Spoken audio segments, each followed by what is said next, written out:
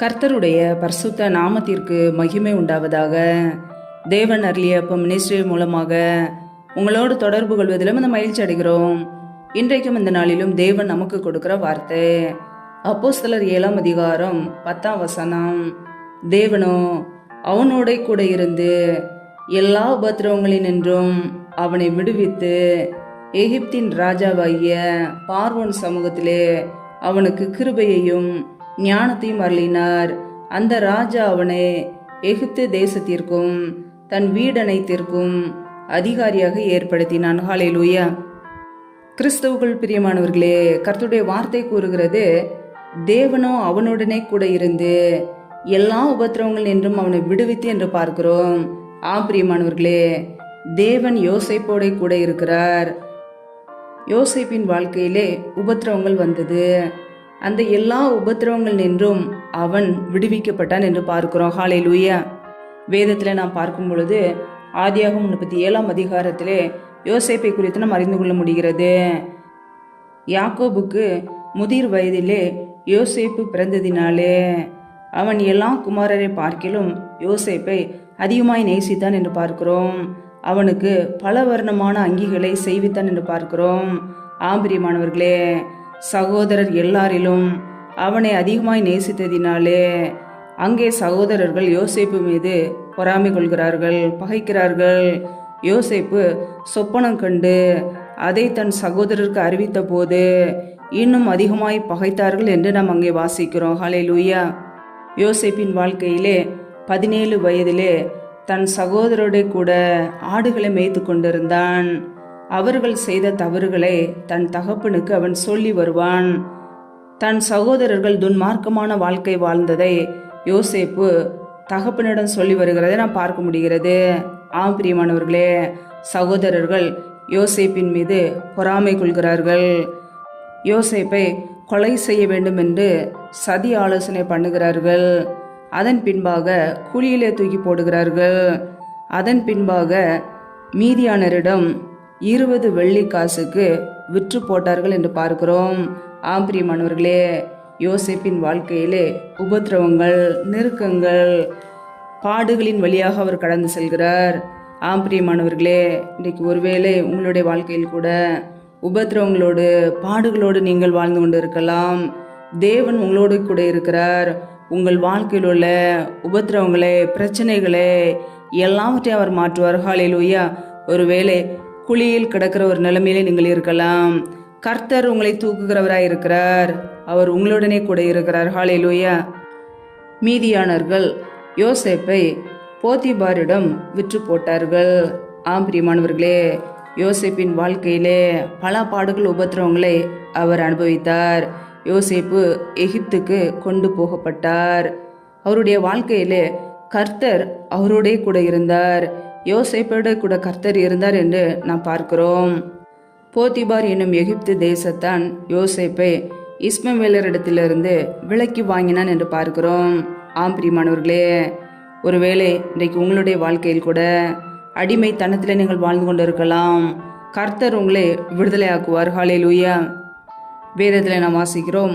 ஆதியாகமம் 39ஆம் அதிகாரம் 3ஆம் வசனத்திலே, கர்த்தர் அவனோட இருக்கிறார் என்றும் அவன் செய்கிற யாவையும் கர்த்தர் வாய்க்க பண்ணுகிறார் என்றும் அவன் எஜமான் கண்டு யோசேப்பினிடத்தில் தயவு வைத்து அவனை தனக்கு ஊழியக்காரனும் தன் வீட்டுக்கு விசாரணை காரணமாக்கி தனக்கு உண்டான யாவற்றையும் அவன் கையில் ஒப்புவித்தான் என்று பார்க்கிறோம்.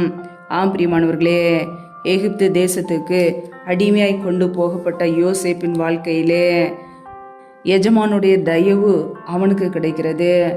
பிரியமானவர்களே, மனுஷருடைய கண்களிலே தயவை நம்முடைய தேவன் உண்டாக்குகிறவர். ஹல்லேலூயா. பாவத்துக்கு விலகி ஓடினார். பொல்லாப்பான காரியங்களுக்கு விலகி ஓடினார். எகிப்து தேசத்துக்கே அதிகாரியாக மாறினார். வேதத்தில் நாம் வாசிக்கிறோம்.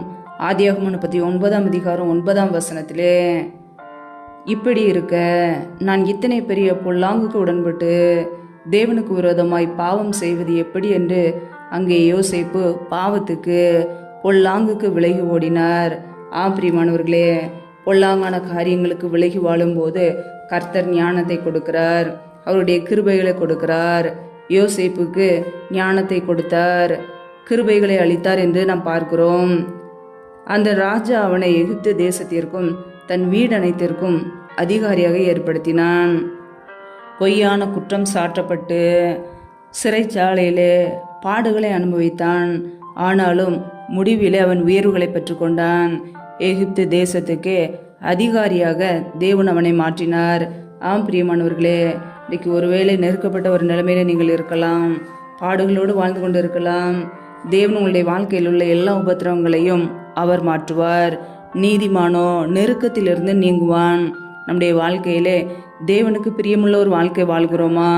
பொல்லாங்கான காரியங்களை விட்டு விலகுறோமா? நம்மை நாமே ஆராய்ந்து பார்க்க வேண்டும். நம் தேவனுக்கு பிரியமுள்ளவர்களாய் வாழும்போது, துன்மார்க்கமான வாழ்க்கையை வெறுக்கும்போது கர்த்தர் நம்முடைய குடும்பத்தை ஆசீர்வதிப்பார். யோசேப்பை உயர்த்தின தெய்வம் உங்களையும் உயர்த்துவார். உபத்திரவங்கள் வரலாம், பாடுகள் வரலாம், வீண் பழிகள் வரலாம், மற்றவர்கள் நம்மை நிந்திக்கலாம், அவமானப்படுத்தலாம். ஆனால் கர்த்தரால் உங்களை உயர்த்த முடியும். ஹல்லேலூயா.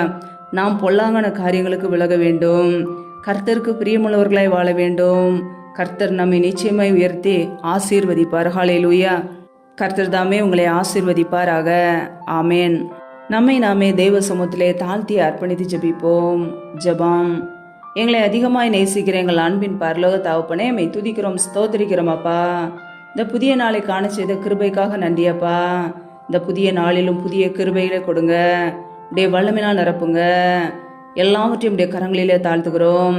புதிய நன்மைகளினாலும் ஆசீர்வாதங்களினாலும் எங்களை நிரப்புங்க. உடைய மகிமையினால் மூடுங்க. இந்த காலை வேலையிலுமே ஜெபாபிஷேகத்தினால் நிரப்புங்கப்பா. இணைந்திருக்கிற ஒவ்வொரு பிள்ளைகளையும் ஆசீர்வதிங்க. உடைய சமூகத்திலே தாழ்த்தி அர்ப்பணித்து ஜெபிக்கிறோம். எங்களையும் எங்களுடைய குடும்பத்தையும் உடைய சமூகத்திலே தாழ்த்தி அர்ப்பணித்து ஜெபிக்கிறோம். குறைகள் குற்றங்களை மன்னித்து ஆசீர்வதிங்க. தலைமுறை சாபங்கள் எல்லாம் இயேசு கிறிஸ்துவின் நாமத்தினால நீங்கி போகட்டும். இந்த நாளுக்குரிய சகல ஆசீர்வாதத்தினாலும் நன்மையினாலும் நிரப்புங்கப்பா. இந்த புதிய நாளிலும் பரிசுத்த ஆவியினால் நிரப்புங்க.